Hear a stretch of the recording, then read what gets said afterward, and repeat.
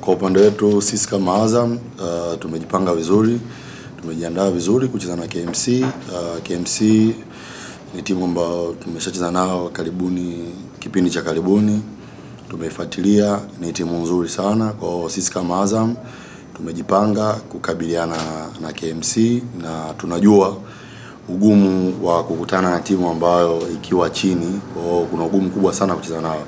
Kwa sisi kama sisi tumejipanga kuhakikisha tunaweza kupata matokeo, na ukiangalia tumekuwa na matokeo mazuri katika michezo yetu iliyopita. Kwa hiyo malengo yetu kuhakikisha tunashinda mchezo wa kesho dhidi ya KMC.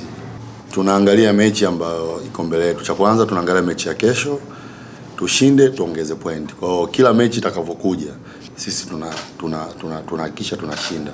Then baada ya hapo kila kitu kitajionyesha, lakini kwa sasa hivi sisi tuna focus na mechi ambayo iko mbele yetu dhidi ya KMC, na kwetu sisi ni mechi muhimu, na ukiangalia ligi sasa hivi inakwenda mwishoni.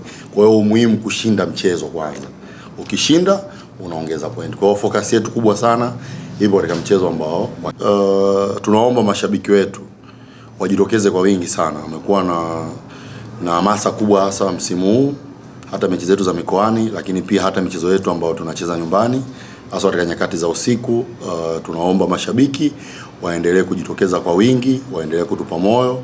Tunaamini kuna kitu ambacho kipo dhidi yao. Kwa hiyo tunaomba wajitokeze kwa wingi sana hasa katika mchezo wetu wa kesho dhidi ya KMC.